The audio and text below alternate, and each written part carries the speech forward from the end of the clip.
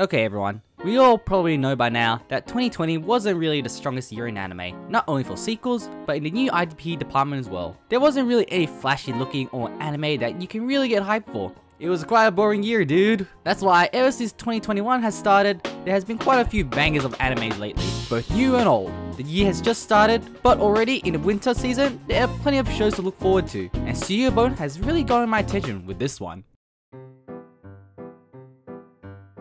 Okay, we need a new sports anime that'll bait kids into that sport, but what sport?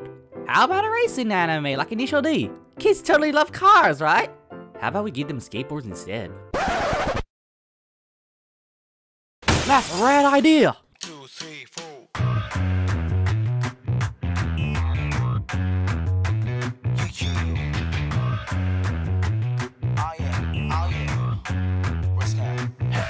It's only been 3 episodes as the recording of this video, so take this as my first impression of this rad dazzle looking anime, Skate the Infinity. Skate the Infinity is an absolute over-the-top anime about skateboarding underground. No, not like the Tony Hawk Underground series, but really underground. I mean, their location is set in an abandoned mineshaft, or at least it's supposed to be abandoned, because you see here, during nighttime, they opened this mine shaft to a lot of skaters. This whole setting is basically a skater's paradise where skaters can skate freely to their heart's content and battle one another in what they call beefs. Basically, a beef skate is a race to the bottom of a hill or a track between 2 skaters, and the only condition is to simply make it to the bottom first, by any means of skating. So dirty tricks do apply here as long as the skating was involved. As long as you skate to the bottom, it seems as if anything goes. So you can mess with your opponent if you choose so. And that's where we see our main character Reki get absolutely wrecked as his opponent used underhanded tactics to mess with his opponents. The story is about 2 boys, Reki and Langa. Reki has the feel of a typical upbeat, never giving in shonen protagonist, but importantly, he just loves to skate, and just wants to skate for fun. And then we have Langa, the mysterious exchange student from Canada, who is a complete newbie when it comes to skateboarding, but gets a knack for it very quickly because he's done snowboarding before. Now, I can't confirm whether the snowboarding or skating is similar, as I have no experience in both. Because 1, there is no snow from where I come from, and 2, I'm a little bitch. So far in the story, Langa has a nice grasp for the art of skating, and he's actually feeling more like the real protagonist right now, as Reki basically does all the supporting, by building Langa's skateboard and teaching him how to skate.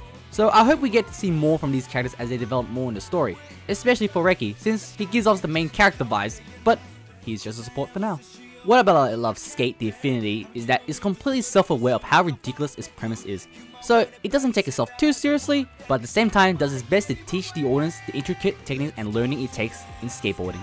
This is a super fun show with a colorful cast of characters, adding to its already very vibrant and colorful art style. Every character stands out and is wacky and have over-the-top designs. Another thing I love seeing is how the adult characters' looks and designs change really drastically from their everyday persona to their skating personas.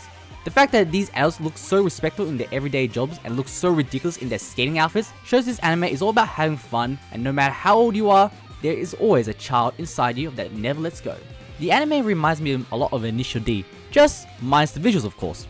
You've got an extreme sport where contestants race down a track at nighttime in the underground community, but that's where the similarities end, because the whole aesthetics of Skate the Infinity is on a completely different scale, or more like it's really embracing its radical and free culture. Speaking of Free, the director of this series is Utsumi Hiroko, who also directed Free and worked on various Kyoto animation projects. So you can definitely feel when it comes to visuals, this should not disappoint, because Bones is a really good studio as well. And you can really feel it as well during its opening. The opening is just a showcase of the freedom and the fun feel of skating. When I first saw this opening, I was honestly worried at first because I thought this was going to be a superpower heroes on skateboard kind of show. But the show is just more actual skateboarding with a ridiculous setting. The ED is a nice breather from the ridiculousness during the show because it's actually just a compilation of different bales and the name of the bales, which is hilarious. Seeing all these characters doing cool stuff on screen, then suddenly seeing their more vulnerable side is quite amusing. Skate is the coolest anime this season, and I'm not going to deny it. It looks really cool. It's visually stunning and flashy for a purpose. The setting is colorful and the skating is beautifully animated, giving you an extreme intensity of skateboarding. Its over-the-top characters tell you not to take this show too seriously and just enjoy it and have fun with it. Don't you find it kind of funny that we have a skateboarding anime set in Okinawa and one of the main characters is a snowboarder doing skating? So what's next? Are we gonna get a snowboarding anime in the summer season with a skateboarder as the main character? It's just simply wicked sick cool anime, dude! Hello, it's part-time VTuber Joe Ewan here. Well, that is it for this video. I never really done a video like this, so if you want more of something like this, let me know in the comments below. Also tell me what anime from the winter 2021 season is catching your eye. Please like and subscribe for more good anime content, and sayonara!